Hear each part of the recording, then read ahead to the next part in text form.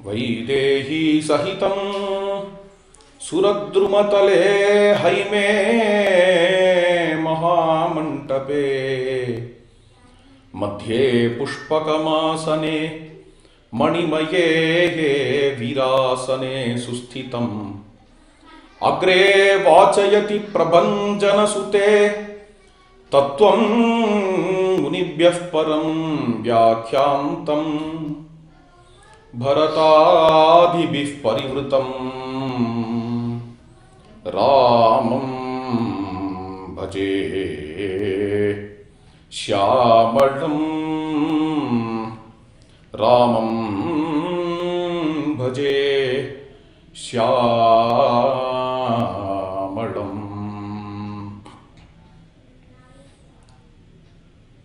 श्री राम जन्मभूमिயினுடைய பூமி பூஜைக்காக ஒரு ராமபக்தர் சத்தீஸ்கர்லேருந்து அயோத்தியா வரைக்கும் பாத யாத்திரையாக நடந்து வந்தார். அவர் பெயர் முகமது ஃபைஸ் கான். அவர் எப்படி போட்டுக்கிறார்னா கோபக்த முகமது ஃபைஸ் கான் என்று. இந்த செய்தியை பார்க்க நேர்ந்தது. அதன் பிறகு அடியனுடைய சிந்தைகள் ஓடின. பல நூற்றாண்டுகளாக இஸ்லாமிய மதத்தை சேர்ந்த ராமரிடத்தில் மிகவும் ஈடுபாடு கொண்ட பக்தர்கள் யார் யாரெல்லாம் இருந்திருக்கா என்று மனசுல அப்படியே ஓடித்து. வரிசையா நிறைய சிந்தனைகள் அது விஷயமா வந்தது. அதை எல்லாரோடையும் இங்க பகிர்ந்து கொள்ளணும் என்று நினைத்து கொண்டு கூறுகிறேன். முதல்ல இந்தோனேஷியாவில் ஆரம்பிக்கலாம். நம்ம எல்லாருக்கும் தெரிஞ்ச விஷயம், உலகத்திலேயே எல்லா இடத்தையும் விட முஸ்லீம் பாப்புலேஷன் ஜாஸ்தியா இருக்கக்கூடிய ஒரு நாடு. இந்தியாவுக்கு அடுத்தபடியா ராமாயணமும் உலகத்திலேயே மிகவும் அதிகமாக இருக்கக்கூடிய நாடு இந்த இந்தோனேஷியா தான். இந்தோனேஷியாவில் உள்ள பல மாநிலங்களில் நிறைய ராமாயண நாடகங்கள், இன்னும் சொல்ல போனோம்னா ஸ்கூல் புஸ்தகத்தில் கூட ராமகதை என்கிறது காண முடியாது. இது எப்போ ஆரம்பிச்சது அப்படின்னு சொல்றான்னா, வரலாற்று ஆசிரியர்கள்லாம் ஒரு காலம் கொடுக்கிறார். அதை பற்றி நான் பெருசாக ஆராய்ச்சி பண்ணதில்லை. 870 CE அப்படின்னு அவ கொடுக்கறதையே வச்சுப்போம். ராமாயண காக்காவின் அப்படிங்கிற கிரந்தம் அந்த சமயத்தில் வந்தது. ராமகதை இந்தோனேஷியா. அதுக்கு முன்னாடியும் இருந்திருக்கலாம் ராமகதை. அதுக்கு அப்புறத்துலேருந்து நிறைய பல இடங்களில் ராமாயண நாடகங்கள் நிறைய தோன்றி நிறைய கிராமங்களில் ராமகதை என்கிறது. நகரங்கள்லையும் ஜோக் ஜகார்த்தா சுல்தான் அப்படிங்கிறவர் தன்னுடைய பேலஸ்லேயே ரொம்ப விசேஷமா தினம் ராமகதை பொம்மலாட்டம் என்கிறத நடத்தி கொண்டு இருக்கிறார். அதற்கான வரவேற்பு. இதை தவிர பார்த்தேன்னா பிராம்பணம் டவர்ஸ் அதை பேக்ட்ராப்பாக வச்சுட்டு நடத்தக்கூடிய ஒரு டான்ஸ் பேலட் ராமாயணத்துக்காக. அது அவருடைய ஒரு மிகப்பெரிய சகாயத்தினால் நடக்கிறது. ராம நாடகம் அங்கே 200 பேர் கலந்து நடக்கக்கூடிய ஒரு பெரிய நாடகம். அப்படிப்பட்ட நாடகத்தில் கலந்து கொள்ளக்கூடியவர்கள் அவர்கள் சொன்ன விஷயம்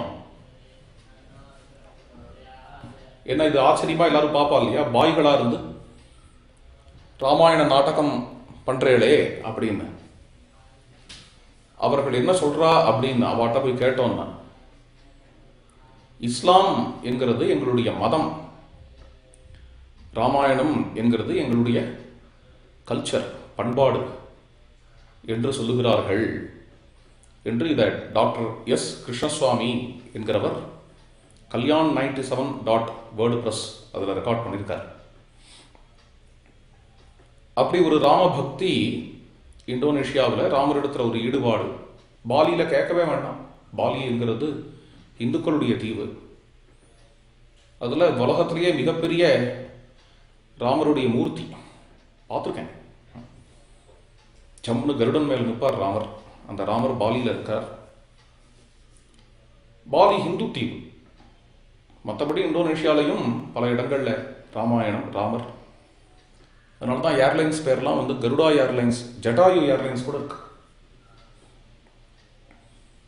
அப்படி ரொம்ப பழங்காலத்துலேருந்து கிட்டத்தட்ட இது பார்த்தீங்கன்னா 1 மில்லியனுக்கும் மேலேந்து ராமகதை என்கிறது இந்தோனேஷியாவில் ராமகதா என்கின்ற நதி ஓடுகிறது. இதற்கு அடுத்தது இதில் முக்கியமான ஒரு விஷயம் என்ன அப்படின்னா, இதே இந்தோனேஷியாவில் ராமகதை இந்தோனேஷியாவுக்கு நுழைஞ்சது என்கிறது கிட்டத்தட்ட இஸ்லாம் இந்தோனேஷியாவுக்கு வந்ததுக்கு முற்பட்ட காலம். இஸ்லாமவா ஏற்றுண்ட பிறகும் அந்த ராமகதையை விடலை அப்படிங்கிறது தான் இங்கே குறிப்பிடத்தக்கது. அது எந்த அளவுக்கு அப்படின்னு பார்த்தேன்னா, ராமாயணம் ஸ்டாம்ப் இந்தியாவில் இது மாதிரி ஒரு ராமாயண ஸ்டாம்ப் வரதுக்கு முன்னாடியே கூட ஆச்சரியம். அது ஸ்டாம்பில் ராமாயணம் வருது அப்படிங்கிற அளவுக்கு, சில இடங்களில் சிலபஸில் கூட ராமாயணம் வருதுங்கிற அளவுக்கு அந்த இந்தோனேஷியாவில் ராமகதை என்கிறது இருக்கிறது ரொம்ப பாராட்டத்தக்க விஷயம். இதற்கு அடுத்தது ராமபக்தர் என்றாலே ராமபக்த அக்ரகண்யராக நம்ம எல்லாருக்கும் மனசில் வரக்கூடியவர் சந்த் கபீர். அவருடைய ராமபக்தி எப்பேற்பட்டது என்கிறதெல்லாம் குறிப்புகள்லாம் அவருடைய கிரந்தத்திலையும் பார்க்கலாம், பக்த விஜயத்திலையும் பார்க்கலாம். ராமரோட அவருக்கு இருக்கக்கூடிய சம்பந்தம், மேலும் சில கிரந்தங்கள்லையும் கபீரோட சரித்திரத்தில் ராமரிடத்தில் அவருக்கு எவ்வளோ ஈடுபாடு என்கிறது தெரிகிறது. குரு கிருபா அஞ்சன பாயோ மேரே பாய், राम बिना कछु देखत नाही, अंदर राम बाहर राम, जहां देखत वहां पूर्ण ही काम, गुरु कृपा अंजन पायो मेरे भाई, राम बिना कछु देखत नाही, जागत राम सोवत राम, सपन में देखत राजा राम, गुरु कृपांजन पायो मेरे भाई, कहत कबीरा अनुभवनी का, जहां देखत वहां राम सरीखा, गुरु कृपा अंजन पायो मेरे भाई, राम बिना कछु देखत नाही. குரு கிருபையாகிய மையை எடுத்து கண்ணுல தடவிட்டேன். ராமரை தவிர வேற எதுவும் இந்த ஜகத்துல தெரியாத ஆனேன். குரு கிருபை. சந்த் கபீரோட குரு யாரு என்றால் ஸ்ரீ ராமானந்தர். கோதண்டபாண்டியிடத்தில் அபாரமான நிஷ்ட உடையவர் ஸ்ரீ ராமானந்தர். அவரிடத்துல தான் ராமநாம தீட்சை பெற்றார் சந்த் கபீர். ஜாகத் ராமா சோபத் ராமா, விழிப்புலையும் ராமன், தூக்கத்திலையும் ராமன், சொப்பனத்திலையும் ராமன், வெளியிலையும் ராமன், உள்ளேயும் ராமன். இது என் அனுபவம் பா என்று சொல்லுகிறார். கஹத்த கபீரா அனுபவனீகா. இது ஏதோ ஒரு இது இல்லை, எனக்கு கவிதை எழுதுகிற சாமர்த்தியத்துக்காக சொல்லலை, சுவானுபவத்தில் இருக்கிறதுனால சொல்கிறேங்கிற வார்த்தை. சர்வமும் ராமமயம் என்று பார்த்தவர் சந்த் கபீர். பொதுவாக அவர் சொல்றது நிர்குண ராமனைத்தான், கோதண்டபாணியான ராமன் அவர் சொல்லலை அப்படின்னு சில பேர்களுடைய அபிப்பிராயம்.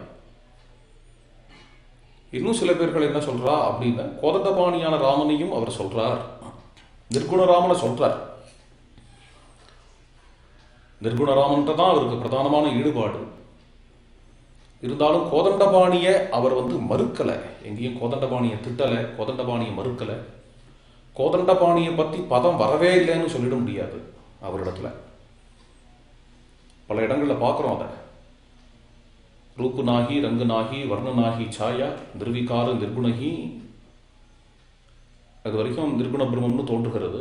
வாஸ்தவம், அது நிர்குண பிரம்மம் தான். அதுக்கு அடுத்த வரி தூச்சே ரகுராயா, ரகுநாதன் அப்படிங்கிறது யார்? அது மாதிரி வார்த்தைகள் கோதண்டபாணிக்கு விசேஷமான அடைமொழிகளான வார்த்தைகள் அவருடைய கிரந்தங்கள்ல நிறைய பார்க்க முடியும் நம்மளால. வெறும் சாட்சாத்து ராமானந்தருடைய சிஷ்யராக இருந்து கொண்டு கோதண்டபாணியை பாடாதற்க முடியாது.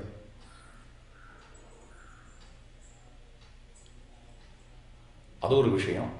ரெண்டாவது விஷயம், நம்முடைய பஜன சம்பிரதாயத்தில் இன்னி வரைக்கும் அவரை ஒரு கோதண்டபாணியினுடைய பக்தனாத்தான் ஏத்துன்னு இருக்கோம்.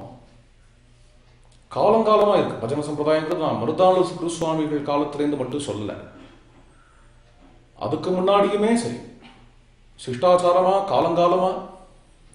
அதுக்கு முன்னாடி மகிபதி எழுதின பக்த விஜயமா இருக்கட்டும், அதுக்கு முன்னாடி இருந்த சில கிரந்தங்களா இருக்கட்டும்.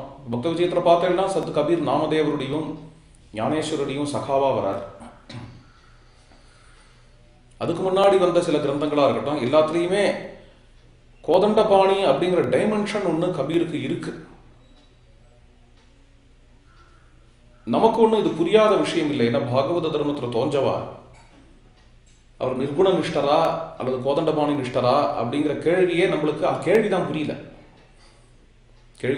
ஏன்னா அந்த அளவுக்கு நமக்கு பாகவத தர்ம சாஸ்திரங்கள் என்ன கற்றுக் கொடுக்கறது அப்படின்னு, அதுலேயும் பிரத்யேகமாக ஸ்ரீமத் பாகவதம் என்ன கற்றுக் கொடுக்கறது என்றால், நீ எந்த சகுண பிரம்மத்தை அனுபவிக்கிறாயோ அது அந்த சகுண பிரம்மே நிர்குண பிரம்மம் தான், நிர்குண பிரம்மே சகுண பிரம்மம் தான் அப்படிங்கிறதுல ரொம்ப ஊறினவாளா நம்ம போயிட்டதுனால, வால்மீகியே எடுத்துக்கோங்களேன், ஏதத்ததுக்தம் அவ்யக்தம் அக்ஷரம் பிரம்ம சமிதம். ஏன் வால்மீகி நிர்குண பிரம்மம் பேசலையாண்ணா? தேவானாம் ஹிருதயம் சௌமியம் சௌமிய குஹ்யம் ராமஹா பரந்தபஹா. அக்ஷரமாய் அநாமமாய் அரூபமாய் நிர்குணமாய் எந்த பிரம்மம் இருக்கோ லக்ஷ்மணா, அது உங்க அண்ணா ராமர் தான் என்று ராமாயணத்தில் யுத்த காண்டத்தில் வர ஸ்லோகம். தசரதர் லக்ஷ்மணனை பார்த்து சொல்ற ஸ்லோகம் தெளிவு. நிர்குணம் நிர்விகாரம் அப்படின்னு பேசினாலும், சகுணம் கோதண்டபாணின்னு பேசினாலும், ரெண்டுத்துக்கும் வித்தியாசம் நம்ம பார்க்கறது இல்லை. சகுணமான ராமனை பார்க்கும் பொழுதே நம்ம அவரிடத்துல உள்ள ஸ்வரூபத்திலையும் ஓயத்தான் செய்கிறோம். ஸ்வரூபத்தையே பார்க்கும் பொழுதும் கூட இந்த நீலமேக சியாமல மூர்த்தியை அதில் பார்க்குறோம். அப்படிங்கிற இந்த பாவம் நமக்கு சகஜமாக நம்ம சாதனையில் பழகிட்டதுனால என்னத்துக்கு இது மாதிரி கேள்விலாம் இவா கேட்கறா அப்படிங்கிறதே முதல்ல புரியல. கபீர் நிர்குண பிரம்மனிஷ்டரா சகுண பிரம்மனிஷ்டரா? ஸ்வரூபத்தில் தான் நிறைய மூழ்கினார், சந்தேகமே இல்லை. நிர்குண பிரம்மனிஷ்டர் தான் கபீர். இருந்தாலும் ராமச்சந்திர பிரபு ராமருடைய ஸ்வரூபத்தில் மூழ்கினார். அதே சமயத்தில் நீலமேக சியாமலனான கோதண்டபாணியை அவர் வெறுத்துட்டார் அப்படின்னோ தள்ளிட்டார்னோ இல்லாதபடிக்கு அந்த அந்த ரூபத்தை அந்த நாமத்தை அவர் மறுக்கலைங்கிறது மட்டும் இல்லை, துஜே ரகுராயா முதலிய இடங்கள்ல அவர் பாடவும் இதே தான். இங்கேயே நிர்குண சகுண ஐக்கியம் பார்க்கலாம். ஹே ரகுராயா, நீதான் ரூபனாகி ரங்கனாகி நிற்கிறாய் அப்படின்னு பாடுறாரு அவர். அதனால இந்த டைமென்ஷனை கபீர் கிட்டக்க நம்ம கொண்டாடுகிறோம். நிர்குணம், அதே சமயத்தில் கோதண்டபாணி, நிர்குணமே இந்த கோதண்டபாணி அப்படிங்கிற இந்த ஒரு பார்வை கபீர் கிட்ட இருக்கிறதா தான் பஜன சம்பிரதாயத்தில் இன்னி வரைக்கும் நம்ம ஏத்துட்டு இருக்கோம். இதுக்கு அடுத்தது மேல அடியன் சொல்ல போறது யாரு அப்படின்னா அக்பர். கபீர் விஷயம் வேற. கபீர் ரொம்ப பெரிய மகான். கபீரை சொல்லிவிட்டு அப்புறம் அக்பரை சொல்றேன்னு கேட்கக்கூடாது. அக்பர் அப்படிங்கிறவர் ஒரு ராஜா, ஒரு அரசியல்வாதி. அதோட மட்டும் இல்லை, அவ்வளவு சுவாரஸ்யமானவர் இல்லை என்னை பொறுத்த வரைக்கும். அதுக்கு சில காரணங்கள் உண்டு. ஒரு காரணம், ஹேமு விக்ரமாதித்யனுடைய தலையை அறுத்தவர். இரண்டாவது காரணம், ஆயிரக்கணக்கான ராஜபுத்திரர்கள் அத்தனை பேர்களுடைய தலையை வெட்டி வீழ்த்தி குவிச்சவர். மூணாவது பிரதான காரணம், நான் தெய்வம் போல பார்க்கக்கூடிய மகாராணா பிரதாப் சிங்கோட விரோதி. இந்த 3 காரணத்தினால அக்பரிடத்துல எனக்கு பிடித்தம் இருக்காது அப்படிங்கிறது நிஜம்தான். இருந்தாலும் இந்த லிஸ்ட்ல அக்பரை பற்றிய சில ஃபேக்ட்ஸும் இருக்கிறதுனால அதை சொல்லித்தான் ஆகணும். அதுக்காக சொல்றேன்.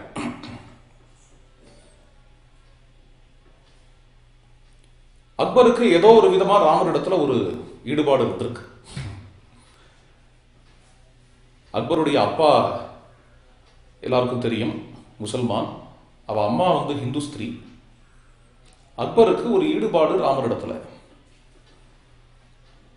பர்ஷியன் லாங்குவேஜில் ராம கதையை கொண்டு வரணும் என்று விருப்பப்பட்டு அதற்காக தன்னுடைய சபையில் நிறைய பேரை ஒர்க் பண்ண வச்சு பல ஸ்காலர்ஸ், பர்ஷியன் ஸ்காலர்ஸ், அவதி ஸ்காலர்ஸ், சம்ஸ்கிருத ஸ்காலர்ஸ், எல்லாருமா சேர்ந்து ஒர்க் பண்ணி வால்மீகி ராமாயணத்தை அவதிக்கு கொண்டு வந்து, அவதியிலேருந்து பர்ஷியன் லாங்குவேஜ் கொண்டு வந்து, இதுக்காக ஒரு குரூப் ஆஃப் ஸ்காலர்ஸ் ஒர்க் பண்ணியிருக்கா. இருந்தாலும் இன்னைக்கு அது பதாயுனி என்கிறவருடைய பேரில் அந்த டெக்ஸ்ட் ஓடுறது. டெக்ஸ்ட் முழுசாக கிடைக்கல. ஆனால் அந்த மேனுஸ்கிரிப்ட் இருக்கு இல்லையா, அதில் உள்ள பெயிண்டிங்ஸ்லாம் ரொம்ப அழகாக இருக்கு. அதில் சில இடங்கள் கிடைச்சிருக்கு அந்த கிரந்தத்தில். எந்த டயத்தில் ராமசரித்தமானஸ் உருவாச்சோ அதே டயத்தில் இந்த பர்ஷியன் பார்சி பாஷையில் இந்த ராமாயணம் உருவாச்சு அப்படிங்கிறது ஒரு குறிப்பிடத்தக்க விஷயம். இவ்வாறு ராமரிடத்துல ஒரு ஈடுபாடு உடையவராக அக்பர் இருந்தார். ஏன், அக்பருடைய சில காயின்ஸ்ல எல்லாமே கூட ராமருடைய சித்திரங்கள் உண்டு. முஸ்லிம்களுடைய ஆட்சி காலத்தில் அவர்கள் இந்தியாவுக்கு வந்ததிலிருந்து ஆரம்பித்து கடைசியா முகலாயர்கள் வரைக்குமே சொல்றேன்,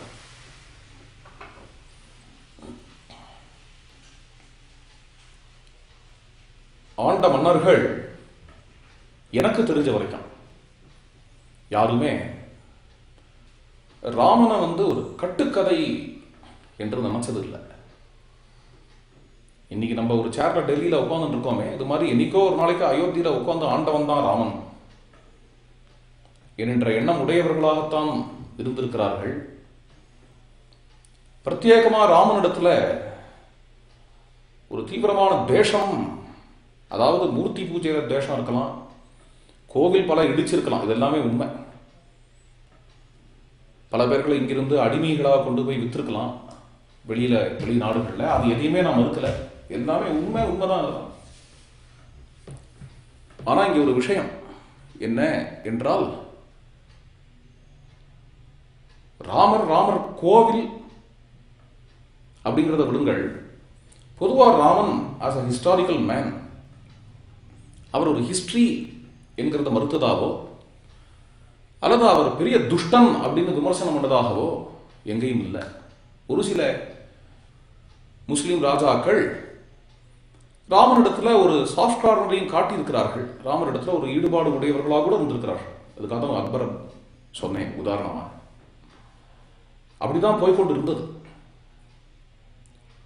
முதல்ல ராமாயணம் என்பது ஒரு கட்டுக்கதை, ராமாயணம் என்பது நடந்ததே இல்லை என்கிற விஷயத்தையும், ராமர் என்கிறவர் துஷ்டம் என்கிற விஷயத்தையும் எனக்கு தெரிஞ்ச வரைக்கும் முதல்ல கொண்டு வந்தது வெள்ளக்காரன் தான்.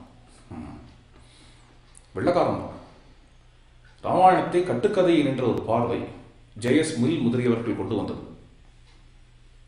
அதுக்கப்புறம் ராமன் அயோக்கியன், துஷ்டம் அல்லது திராவிடனான ராவணனை, ஆரிய திராவிடங்கிற புரட்டே வெள்ளக்காரனோட தான்.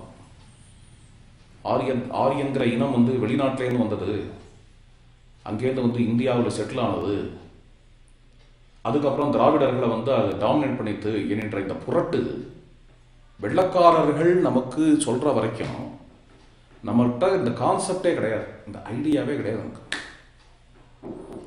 இதை பத்தி ஒத்தர் பேச்சு மூச்சு கிடையாது. யாருக்கும் தெரியாதுன்னு என்ன, உண்மையா இருந்தா தானே தெரியுது, யாரும் பேசல. இதை முதல்ல இது மாதிரி ஒரு புரட்டை ஒரு விஷ விதையாக விதைச்சவன் வந்து வெள்ளக்காரன். அதை அடிப்படையாக கொண்டு திராவிடம், திராவிடன், ராமன் ஆரியன் அப்படிங்கிற புரட்டுகள், அதை வந்து ஒரு சில இந்தியர்கள், அவர்கள்லாம் இந்தியர்கள் சொல்றதானே தெரியல, மைக்கேல் மதுசூதன் தத் தான் ஆரம்பம் எனக்கு தெரிஞ்ச வரைக்கும்.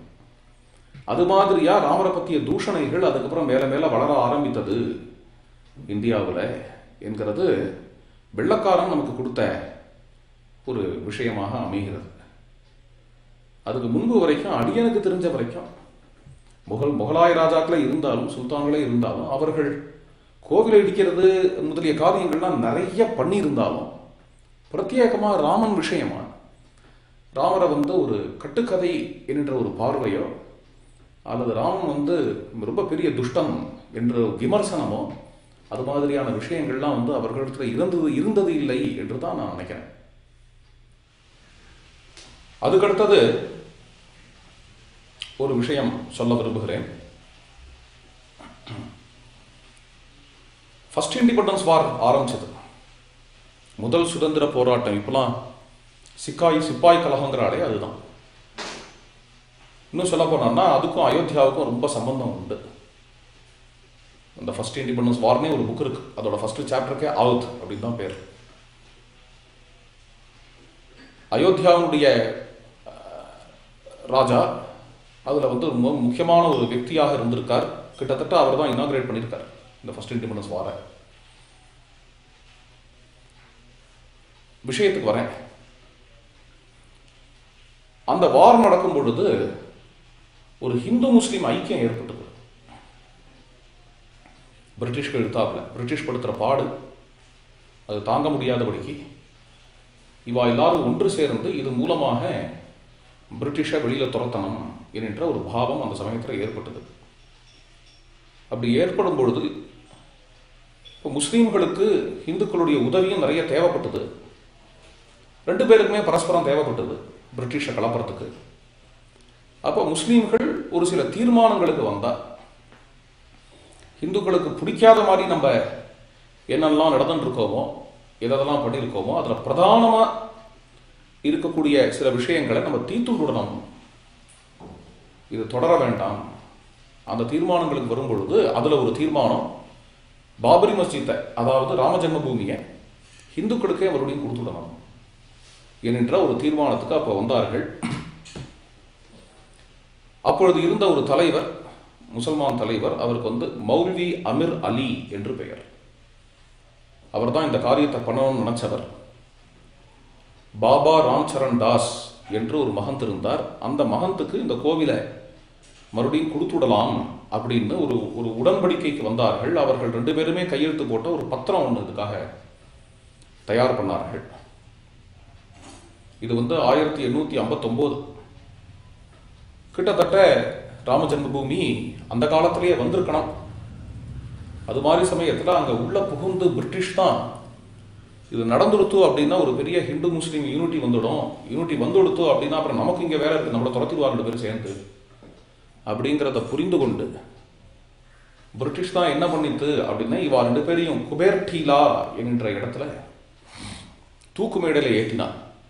அந்த ரெண்டு பேரையுமே, அதாவது ராம்சரண் தாஸ், மௌல்வி அமீர் அலி, ஒரு புளிய மரத்தில் வந்து இவா ரெண்டு பேரையும் கயத்தை வச்சு கட்டி தொங்க விட்டார்.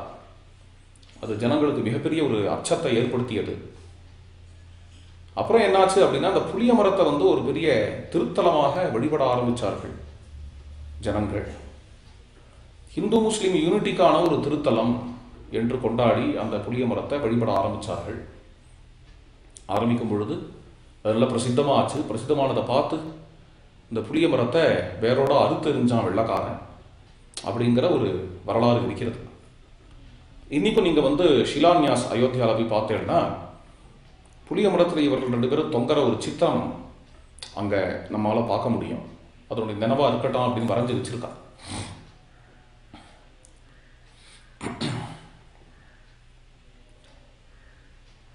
அடுத்த விஷயம் சொல்லணும் அப்படின்னு நீங்கள்லாம் கேள்விப்பட்டிருக்கலாம், சில பேர்களுக்கு தெரிஞ்சிருக்கலாம், பிரதானமாக கேரளக்காரர்களுக்கெல்லாம் தெரிஞ்சிருக்கு. மலபாரை சேர்ந்த முஸ்லீம்களுக்கு பரம்பரையாக ஒரு வழக்கம் உண்டு, எப்போ ஆரம்பிச்சதுன்னு தெரியல. மாப்பிளா ராமாயணம் கேள்விப்பட்டிருக்கலாம் நீங்கள். அங்கே இருக்கிற முஸ்லீம்களுக்கு மாப்பிளாஸ்னு ஒரு குரூப் இருக்கு. அவர்கள் காலங்காலமாக அவள் ராமகதை பாடுறது என்று ஒன்று வைத்து கொண்டு இருக்கிறார்கள். அது ஒரு விதமாக அழகாக இருக்கும். மாப்பிளா ராமாயணம் அதை பற்றி அந்த புத்தகம் நான் இன்னும் பார்த்ததில்லை. அதை பற்றி ஏதோ ஒரு நியூஸ் பேப்பரில் ஒரு இன்ட்ரெஸ்டிங்கான விஷயம் வந்திருந்தது, அதை ஷேர் பண்ணிக்க விரும்புகிறேன். ராமரும் சூர்பனகையும் பேசிக்கும் பொழுது சூர்பனகை ராமரிடத்தில் சொல்கிறாளாம், நான் ஏகபத்னி விரதம்னு ராமரை சொல்லும்போது சூர்பனகை சொல்கிறாளாம், சரியத்லா பிரகாரம் நீங்கள் 4 பேரை கல்யாணம் பண்ணிக்கலாம், அதனால் என்னையும் கல்யாணம் பண்ணிக்கோங்க அப்படின்னு சொல்கிறாங்க. என்ன நினைக்கிறேன் அப்படின்னா, ஒரு இஸ்லாமிக் வெர்ஷன் ஆஃப் ராமாயணமாக இருக்கணும் இந்த ராமகதை அப்படின்னு நினைக்கிறேன். நல்லா இருக்கும்னு நினைக்கிறேன்.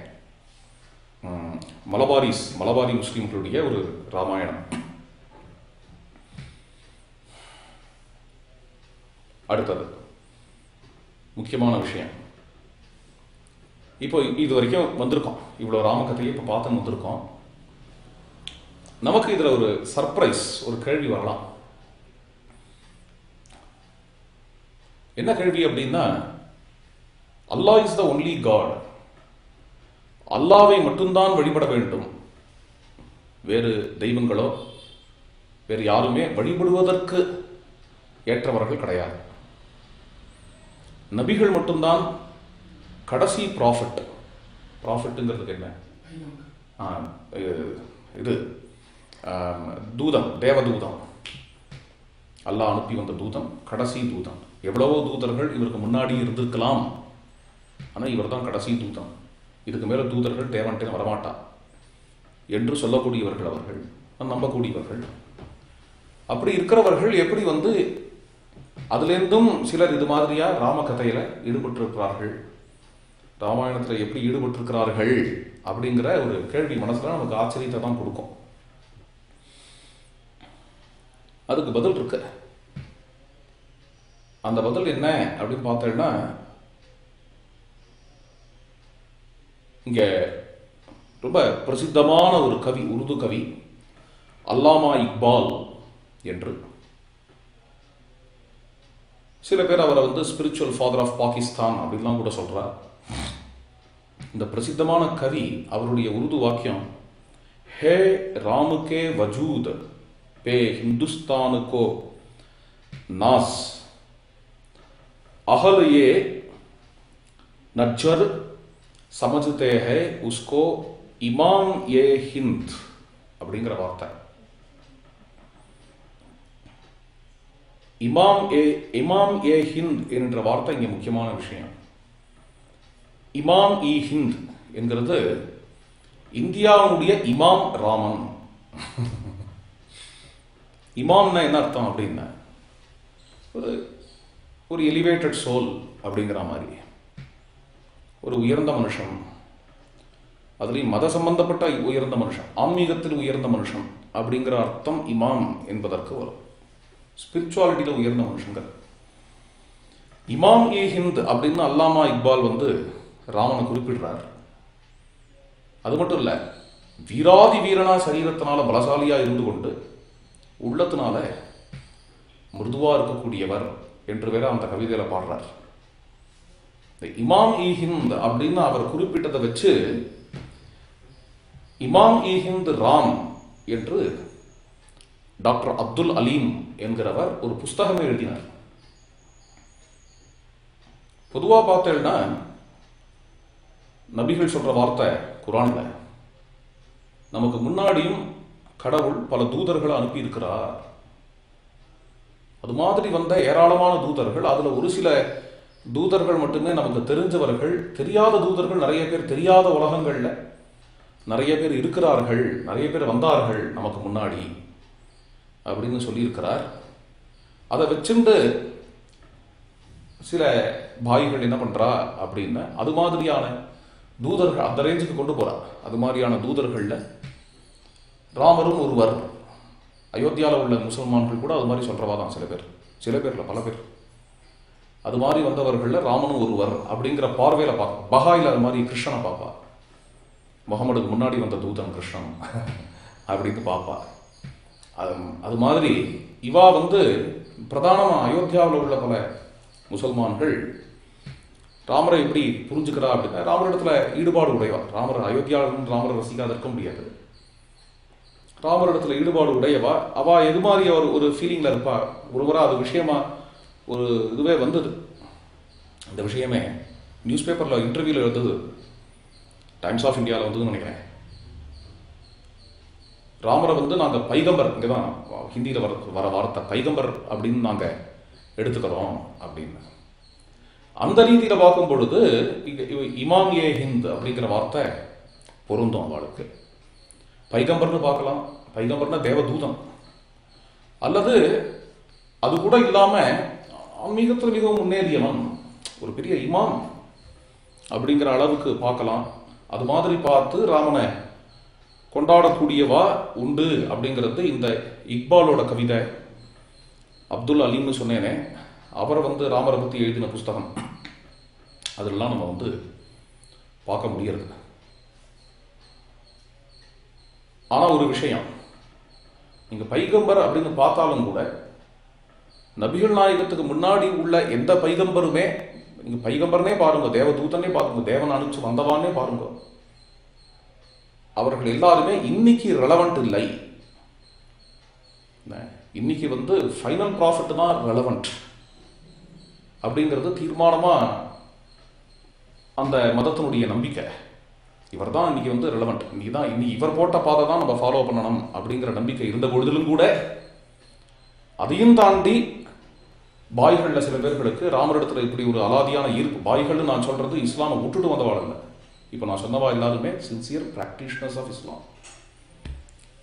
டெய்லி நமாஸ் பண்றவா, ஹஜ் யாத்திரை போயிட்டு வரவா, அது மாதிரியான சின்சியர் பிராக்டிஷனர்ஸ் ஆஃப் இஸ்லாம் அப்படிங்கிறவாளுக்கே என்ன இன்னைக்கு ரெலவெண்ட் இல்லை, மற்ற பைகம்பருடைய மார்க்கங்கள்லாம் ரெலவெண்ட் இல்லை அப்படிங்கிற ஒரு நம்பிக்கையுடைய மதமாக இருந்த பொழுதிலும் கூட இவர்களுக்கு அதையும் தாண்டி ராமரிடத்துல ஒரு தனி ஈர்ப்பு, அலாதியான ஈர்ப்பு வருது. அப்படின்னா இதுக்கு என்ன அர்த்தம் அப்படின்னா, ராமருடைய இப்பேற்பட்ட உயர்ந்த கல்யாண குணங்கள்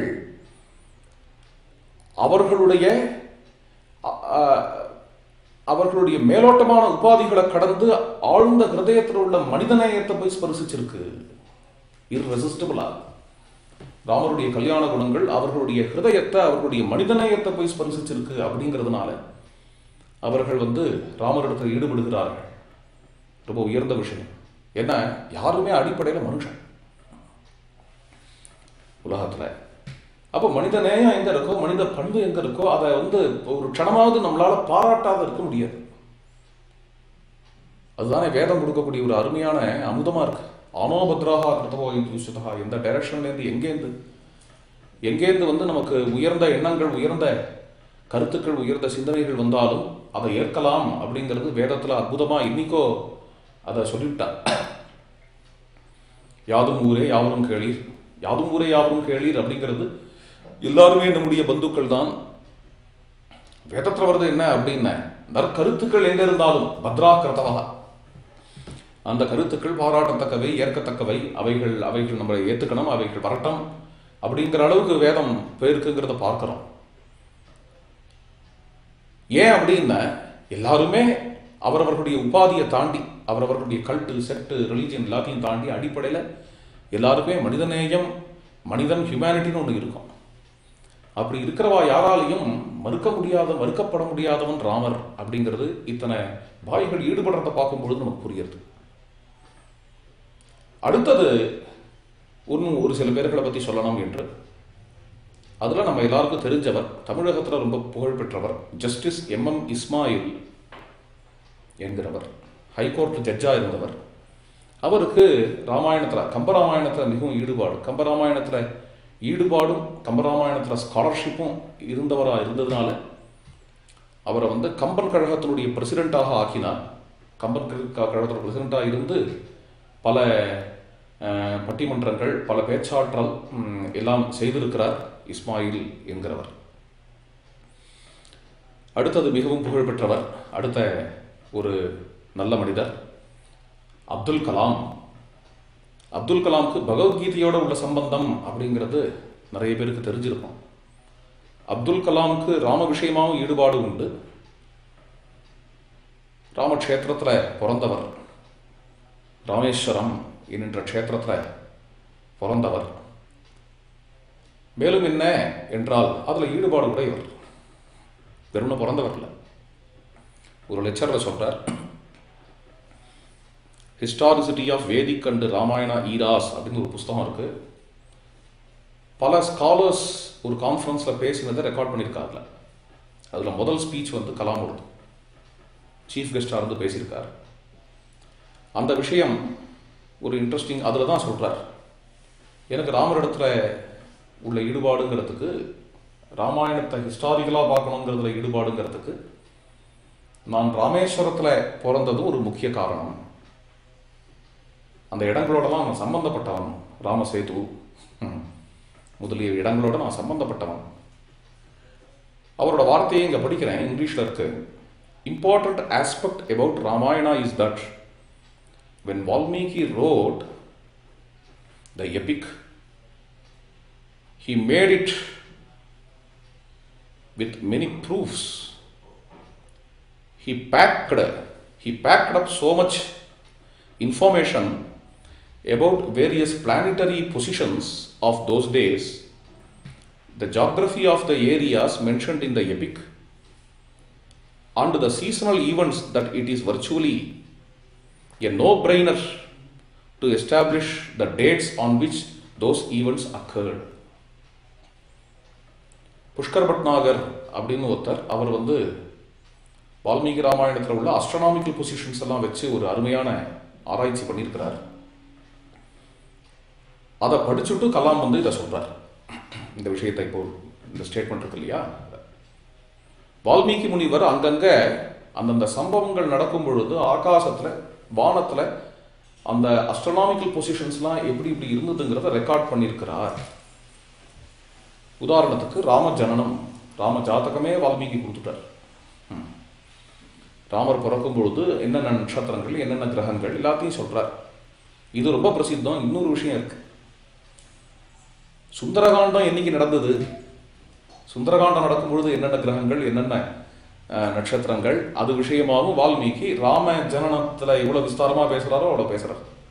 சச்சந்திர குமுதம் வியோமே சார்க்ககாரண்டவம் சுபம் திஷ்யஸ்ரவண காலம்பம் அப்ரசைவால சாத்வலம் புனர்வசு மகாமீனம் லோஹிதாங்க மகாகிரகம்.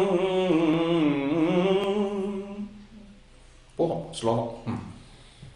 அஸ்ட்ரானாமிக்கல் பொசிஷன்ஸ் இதெல்லாம். இந்த விஷயம் இது மாதிரி பல இடங்கள்ல முனிவர் கொடுத்துருக்கார். அதெல்லாம் வந்து மேட்ச் ஆகுதுங்கிறது இன்னைக்கு வந்து நமக்கு சில எக்யூப்மெண்ட்ஸ், சாஃப்ட்வேர் மூலமாலாம் தெரியறது. அதை தான் சொல்றாரு இங்க கலாம். அது மாதிரி அழகா வால்மீகி முனிவர் அப்படி backed with the astronomical data so that we can understand, நமக்கு புரிய வரும் என்னென்ன எப்பப்போ என்னென்ன சம்பவங்கள் நடந்திருக்கு என்கிறது புரிய வரும் என்று கலாம் இந்த இடத்துல சொல்றது. இன்னொரு புஸ்தகம் ரொம்ப நாள் முன்னாடி பார்த்தது, ஆனால் ஷியூராக பார்த்துருக்கேன். இன்னைக்கு எனக்கு ரெஃபரன்ஸ் கடைகளை தேடும்போது யாரோ எழுதின புஸ்தகம் ராமாயணத்தில் உள்ள கதாபாத்திரங்களை பற்றி. அதுக்கு வந்து கலாம் அந்த புஸ்தகத்துக்கு மதிப்புரை எழுதும்பொழுது அதில் எழுதுகிறார், ராமாயணத்தில் உள்ள கதாபாத்திரங்கள்லாம் வழிகாட்டிகளான கதாபாத்திரங்கள். அதுலேயும் என்னுடைய ஹிருதயத்தை மிகவும் அதிகமாக ஸ்பர்சித்த கதாபாத்திரங்கிறது பரதன் என்று சொல்லுகிறார். அடுத்தது கே முகமட். இப்போ இருக்கக்கூடியவர் ஒரு பெரிய ராம கைங்கரியம் பண்ணவர். அவர் கேரளத்திலிருந்து வந்தவர். இவர் பிபி லாலுடைய ஸ்டூடெண்ட்டாக இருந்து அப்புறம் ஆர்கியாலஜியில், தொல்பொருள் ஆராய்ச்சியில் மிகவும் பெரிய அளவுக்கு வந்து regional direction of ASI, regional director of ASI. இவர் ஏஎஸ்ஐங்கிறது ஆர்கியாலஜிக்கல் சர்வே ஆஃப் இந்தியா.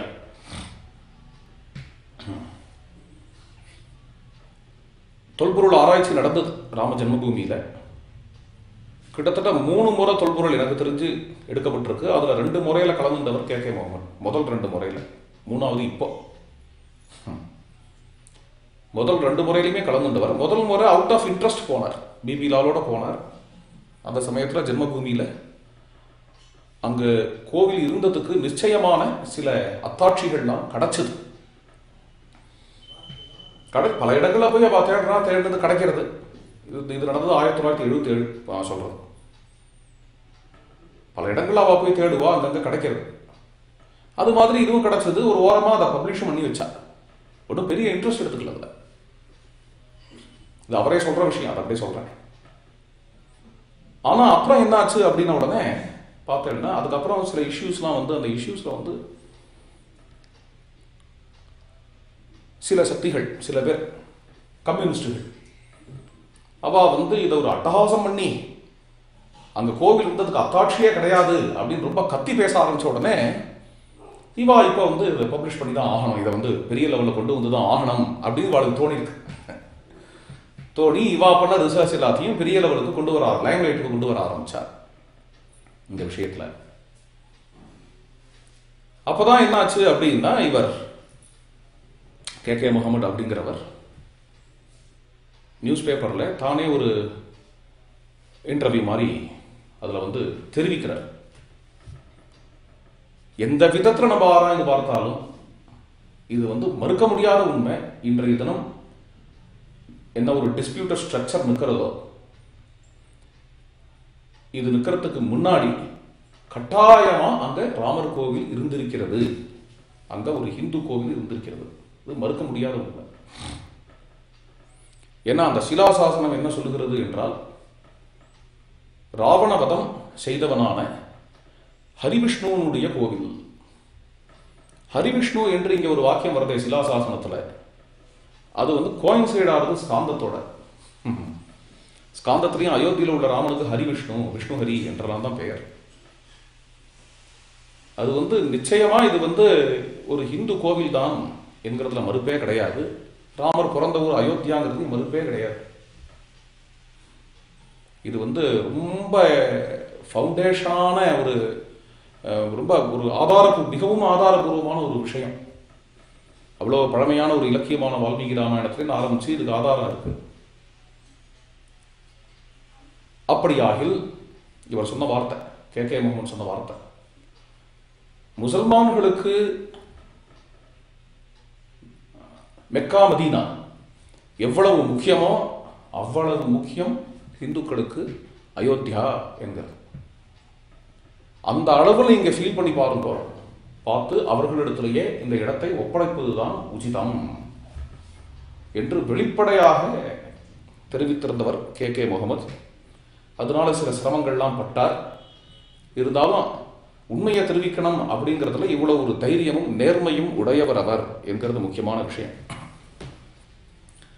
இதுல இன்னொரு குறிப்பிடத்தக்க விஷயம், இவர் சொன்னதை முஸ்லீம்கள் பல பேர்கள் பாராட்டினார்கள். பல பேர்கள் இதுல கன்வின்ஸ் ஆனார். இந்த விஷயத்துல இவர் வந்து பிரத்யேகமா சில முஸ்லீம்கள்கிட்ட பேசினார். இது மாதிரி அவர்களுக்கே கொடுக்கிறது தான் உச்சிதம் என்கிறத அவ ஏத்துண்டா அப்படிங்கிறத அவர் சொல்றார். அவர் சொல்றத அப்படியே சொல்றார். ஆனா அதுக்கு மேல இன்னும் சில பேர்கள் உட்கார்ந்துட்டு, கம்யூனிஸ்டுகள் அவ உட்கார்ந்துட்டு அது மாதிரியா நீங்க வந்து ஒத்துக்க கூடாது, நீங்க வந்து உங்களுக்காக நீங்க இதை பிடி கொடுக்க கூடாது, அவளுக்கு அவர்கள் கையில் திருப்பி கொடுக்க கூடாது, நீங்க தான் ரீடைன் பண்ணணும் என்று லெப்டிஸ்டுகள் கம்யூனிஸ்டுகள் கிளப்பி விட்டதுனால அது வந்து வேற மாதிரியா மாறிவிட்டது என்று, இது எல்லாமே அவர் சொல்றதையே நான் சொல்றேன். கே முகமது சொன்னது யூடியூப்ல இருக்கு, நீங்க பார்க்கணும்னா பார்க்கலாம். அவர் சொன்னதையே நான் சொல்றேன். இவர் ஒரு கான்ட்ரிபியூஷன் ராம ஜென்மபூமியில வந்து அந்த டீம்ல கவர்மெண்ட்னால, அதாவது அலகாபாத் ஹைகோர்ட்டுனால அப்பாயிண்ட் பண்ணப்பட்ட டீம் எது போய் ராம ஜென்மபூமியில அங்க கோவில் இருந்துதான் எஸ்கவேட் பண்ணித்தோம், எஸ்கவேஷன் நடந்ததோ அந்த டீம்ல இவர் இருந்தவர். சந்தேகமே இல்லாம அந்த இடத்துல கோவில் இருந்ததற்கு ஆதாரங்கள் என்கிறத தெரிவித்தவர். இதற்கு அடுத்தது இன்னும் சில பேர்கள், அவெல்லாம் இந்த அளவுக்கு பிரசித்தி இல்லாதவர்கள், இருந்தாலும் சொல்லணும் அப்படின்னு ஆசைப்படுறேன். பெங்காலில் ஒரு சில முஸ்லீம்கள் அவர்களுடைய ஒரு காலங்காலமான ஒரு ஒரு பழக்கமாகவே சித்திரங்கள்லாம் வரைஞ்சு அந்த சித்திரங்களை வச்சுட்டு இப்படி ராமகதையை அழகாக பாடுறது, பாடி சொல்கிறது அப்படிங்கிற ஒரு பழக்கம் வச்சுட்டு இருக்கிறார்கள் பெங்காலியில், பெங்காலி மொழியில். இப்போ கூட அது மாதிரி இப்பெல்லாம் ரொம்ப சாதாரண மனிதர்கள், ரொம்ப சராசரி மனிதர்கள், இவ வந்து ரொம்ப கோடீஸ்வராலோ ரொம்ப பணக்காராலோ அல்லது ரொம்ப பெரிய இன்டலெக்சுவல்ஸோ ஸ்காலர்ஸோ எல்லாம் கிடையாது. ரொம்ப சராசரியான சாதாரண மனிதர்கள் அவர்கள் வந்து அப்படி இருக்கிறார்கள். யாஹூ அப்படின்னு ஒருத்தரை பற்றி பார்க்க நேர்ந்தது. நியூஸ் பேப்பர்ஸ் எல்லாம் வந்து கல்கட்டாலேருந்து 150 கிலோமீட்டரில் அவர் எப்படி அவர் வந்து இந்த இதை பண்ணுறார், சித்திரங்கள் வரைஞ்சு அதை வச்சு ராமகதையை அவர் சொல்கிறார் என்கிறத பார்க்க நேர்ந்தது. அதை உங்களோட பகிர்ந்துக்கிறேன். হলেন রামচন্দ্র হলেন অধিবাস, পিতৃসত্য পালিতে রাম যান বনবাস। আগে চলে রামচন্দ্র, পশ্চাতে জানকী, ওই তাহার পশ্চাতে চলে লক্ষণ ধানকী। ভাঙিল তরুর ডাল গো লক্ষণ ধরে ছিঁড়ে, তারি জব ছায়ায় সীতা চলে ধীরে ধীরে। বলে পঞ্চবটি বনে রামই তুলিল হাওয়ালি, রাম সীতা বলছেন কথা লক্ষণ প্রহরী।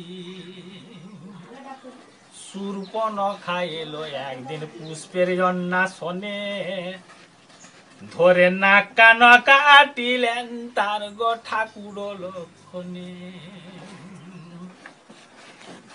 নাক হাতে করে শূর্পণখা গেল লঙ্কাপুরে, আছাড় খাইয়া পড়ল কি রাবণ দাদার পায়ে। அதே மாதிரி பல பேர்களுக்கு தெரிஞ்சிருக்கலாம், பாகிஸ்தானி பெண்மணி ஒருவள் ஆர்ஷியா சட்டார், வால்மீகி ராமாயணத்தை அனுவாதம் செய்தவர்களில் அவளும் ஒருவள். ஆர்ஷியா சட்டார் என்கிறவர்,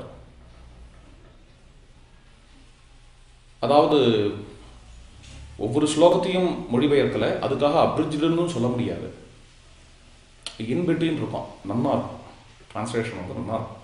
டிரான்ஸ்லேஷன் படிச்சிருக்கேன், படித்து என்ஜாய் பண்ணியிருக்கேன். அது வந்து ஒரு அஜெண்டாவோடலாம் எழுதாமல் அது ஒரு ஒரு என்ன சொல்கிறது, இந்த கிரந்தத்தை வந்து அப்படியே கொடுக்கணும் அப்படிங்கிற ஒரு எண்ணத்தோட முடிஞ்ச அளவுக்கு ஜஸ்டிஃபை பண்ணி ரொம்ப மிஸ்லீடிங்கான இல்லாதபடிக்கு அழகாக அமைஞ்ச ஒரு டெக்ஸ்ட் ஆர்ஷியா சட்டாரோட ராமாயணம். பென்குயினில் போட்ட புக்கு அந்த நாளில். அடுத்தது டாக்டர் மஹி டலக் சித்திக்வி ராமாயணத்தை உருதுவில் டிரான்ஸ்லேஷன் கொடுத்து கொண்டிருக்கிறார்கள்.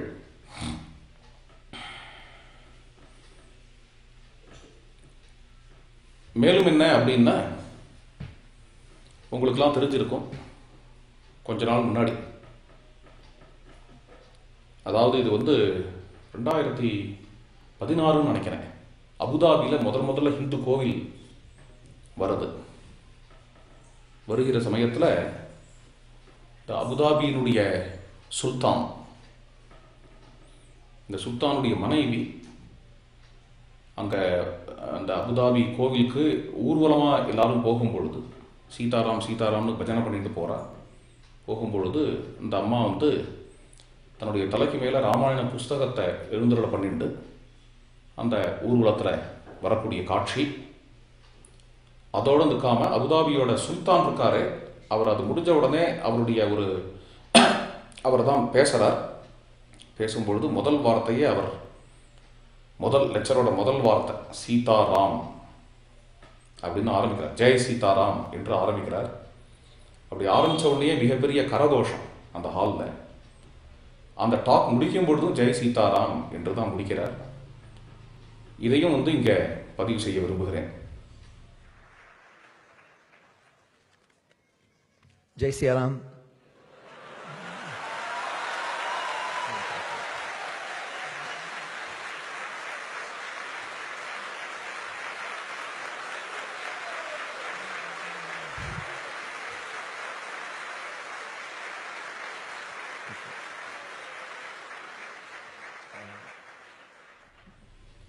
இவ்வளவு சிந்தனைகளும் அடியனுக்கு வந்தது.